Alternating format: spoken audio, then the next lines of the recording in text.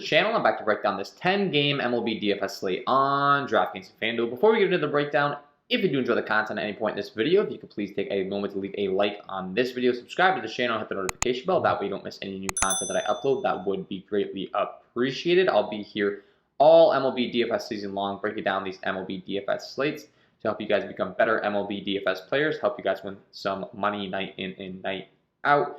And don't forget to stay tuned to the end of the video for my home run call of the day, fan favorite segment on this channel. We've been on a roll with them all season long, looking to keep that going today. And if you are getting very, very serious about MLB DFS, really grinding night in and night out, putting a lot of money towards it, I would highly recommend my MLB DFS package, link below in the description, premium package.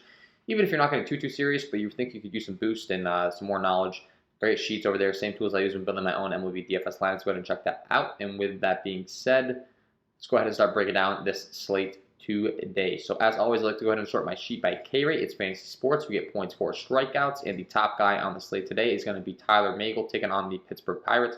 Comes with a 33.8% K overall, 11.9 swing strike rate, 40.5% K rate against righties, and a 25.7% K rate against lefties. So most importantly, very, very good against right-handed hitting when it comes to the strikeout category.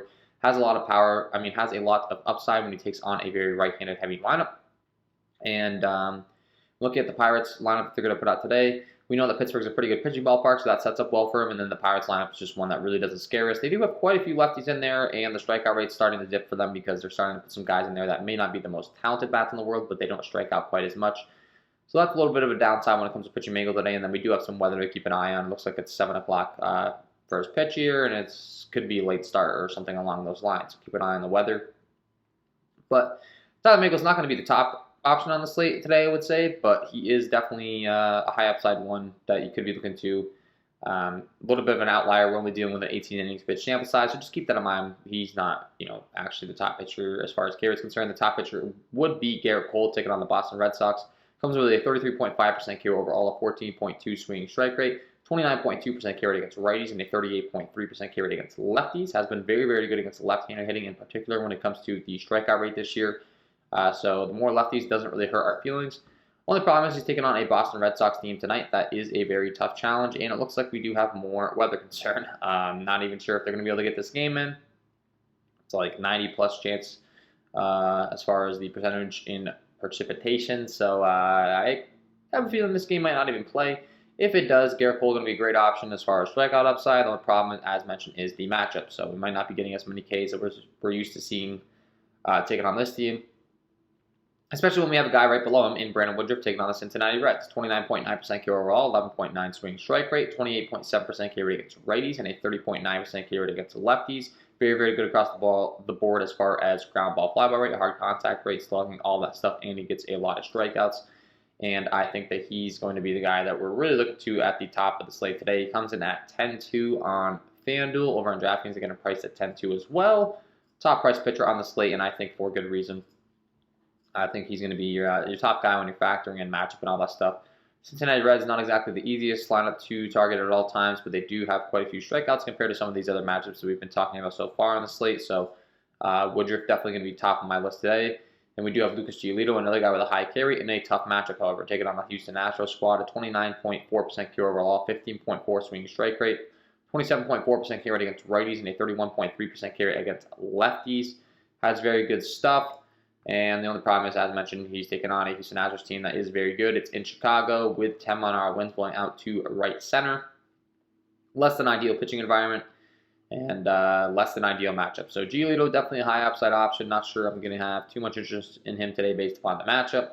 We do have Blake Snell taking on the Washington Nationals with 29.2% K overall, a 25.6% K rate against righties, and a 41.4% K rate against the lefties.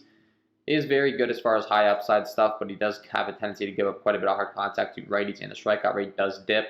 Looks like there's a little bit of weather concern in this one. I would expect that it's able to go, though, from a first look. And Blake Snell could be someone you're looking to as well, taking on this Washington National squad for sure. They do have more righties than we'd like to see, but I do think there's enough strikeouts in there to where you could be looking at Blake Snell today. Alex Cobb taking on Seattle. He gets a great matchup. Good K rate stuff, good ground ball, fly ball stuff. He can be a little bit inconsistent at times. So when it comes to this particular matchup taking on the Seattle Mariners, we're limited with good matchups on the slate today. If you haven't picked up on that, there's a lot of guys that have good stuff, but they're in bad matchups or bad ballparks, etc. So Alex Cobb could be a little bit higher on the list than you would typically think on this slate. He comes in at 8.8 on FanDuel. Over on DraftKings, they have him priced at 8.2, and this Seattle squad just really doesn't scare us. I think this is a game he could go deep. This is a game he could get a lot of strikeouts. So for that reason, once again, the guy that could be looking higher on your list than you typically think. We have Walker Buehler taking on Colorado. That's in Coors Field. Does have high K upside stuff, but once again, less than ideal hitting environment. Honestly, pitching environment. I'm not really getting all too excited to go there. I think the next guy we're looking to is the next two guys is Kikuchi and Odorizzi. They both get decent matchups. Kikuchi taking on the Angels, 25% K overall, 23.3% K against righties, and a 31.6% K against lefties. We have seen this recent Los Angeles Angels lineup that they've been rolling out really increase in strikeout rate. These guys towards the bottom of the order that they now have in the lineup do strike out quite a bit. So Kikuchi is a guy that, once again, has a decent matchup compared to some of these guys at the top. Jake Odorizzi also falls into that category at 23.7% K rate overall, a 21.4% K rate against righties, and a 26.5% K rate against lefties. And the White Sox definitely do not scare us as far as matchup. I think there's a lot of Ks to go around in this one as well. Odorizzi can be a little bit inconsistent. He doesn't have the best stuff in the world, but as mentioned, these guys at the top that do have some of the best stuff on the slate are in tough matchups. So you gotta pick something here. Then as we continue to go along the slate here, we do have Max Fried taking on the Tampa Bay Rays, which is a great spot that I'm going to be looking to. And we also have Luis Castillo taking on the Milwaukee Brewers. Those will be the last two guys I'm going to mention here. Max Fried, the Tampa Bay Rays have struggled against left-handed pitching all season long. They have been striking out a ton against left-handed pitching. It's something that I continue to target. Looks like the weather could be a little bit dicey in Atlanta. If we get the full go and there's not expected to be any delays, Max Fried will definitely be a great option today for that reason. And Luis Castillo take on the Milwaukee Brewers, another guy that doesn't have the highest strikeout rate so far this season, but the Milwaukee Brewers can definitely add to his strikeout totals because they just strike out a bunch. So these last two guys that I'm talking about here actually make for some great plays as well based upon their matchup. So some of these guys at the top, I think we might not even need to necessarily pay up for. There's a lot of guys that toward the more so mid-range bottom that have better matchups and I think have better upside for that particular reason on this slate today. So that would be a good way to sum up my thoughts on pitching. And with that being said, let's go ahead and transition over to bats. As always, I like to go ahead and sort my sheet by Sierra, scaling our active ERA. It's a good way of determining how good a pitcher's been so far in his career and how good he's expected to be in the future. And the worst guy on the slate today is going to be Kyle Freeland taking on the Los Angeles Dodgers. Comes in with a terrible ground ball fly ball rate. The hard contact stuff is decent, but he still does give up a 520 slugging to righties with a 385 WOBA. And against lefties, it's a 587 slugging with a 428 WOBA. So Freeland's definitely a guy that you can target. And the Dodgers are definitely a loaded lineup. So it goes without saying that they're going to be a viable option today. Gotta like these Dodgers bats. Mookie Betts, Chris Taylor, Justin Turner, Max Muncy, Albert Pujols, Cody Bellinger, AJ Pollock, Austin Barnes. Gonna like every single one of these guys. As far as pinch hit risk, there are definitely going to be some guys. You can see Austin Barnes get pulled later in the game, maybe put in Will Smith. Albert Pujols at the first base spot can be a guy that maybe gets pinch hit for at some point, maybe like a Gavin Lux or something. So just keep that in mind. Maybe you stick to the guys that probably won't get pitched in for, and guys like Mookie Betts, Chris Taylor, Justin Turner, Max Muncy, Cody Bellinger, and AJ Pollock. Barnes and Pujols are a little more risky, but let's be real. It's 89 degrees in Coors Field. Pulling up the diagram that I always like to show you guys as far as hitting environment. You can see green across the board. Best hitting ballpark by far. Huge outfield, plenty of room for those balls to land. Home runs, it's very easy to get to. It's thinner air out there in Colorado, so the ball carries better. There's 10-mile-an-hour winds blowing out. It's 89 degrees. Everything checks the box here for these Dodgers, so they're going to be the obvious top stack on the slate today. Will Crow taking on the New York Mets is another guy that's been really, really bad. Ground ball, fly ball stuff is not good. K rate stuff is not good. He gives up a 580 slugging to righties, a 400 slugging to lefties. Really not good against either side of the plate, but against righties is where it really sticks out. So the guy with a bunch of power and Pete Alonso from the right-handed side of the plate is definitely going to be a guy that's going to stand out today. It's in Pittsburgh, which isn't the best hitting ballpark, which I had already mentioned in the video, but pulling up the diagram for you guys as far as PNC Park. You can see a lot of red and yellow going on there as far as the outfield's concerned. Definitely does play friendlier to left-handed hitting than right-handed hitting. But when you got a guy like Pete Alonso that can launch the ball 450 feet, still going to be a viable play today. So I think that Pete Alonso specifically against Will Crow really stands out for me. Patrick Corbin taking on the San Diego Padres. Ground ball, fly ball stuff's not the greatest. Hard contact stuff's not the greatest. He gets up a 495 slugging to righties with a 361 WOBA. Against lefties, he is very good. So it's really just a guy that we look to target with right-handed power. And the Padres definitely do have some guys with the ability to slug from the right-handed side of the plate. Tommy Pham, Fernando Tatis, Manny Machado, Will Myers, all those guys definitely going to be looking to them today. Kwang Hyun Kim taking on the San Francisco Giants. Ground ball, fly ball stuff's actually pretty respectable. Hard contact stuff's pretty respectable. He really just struggles against righties, and even then, I don't think from a fantasy aspect, he gives up enough hard contact and fly balls to really be targeting him. The Giants only have a 4.16 implied run total, so even though his Sierra is not the greatest, it's not the guy that I'm looking to target. Jorge Lopez would be a guy that I'm looking to target. It looks like he just went on the Brave list. He is listed as the probable starter everywhere, but I don't think he's going to be available for this game, so I don't know who the Orioles are going to be going to. I just put him on my list here, but he was placed on the Brave list on Wednesday. And will be sidelined for a minimum of 3 games following that. So, I mean, that was on the 14th.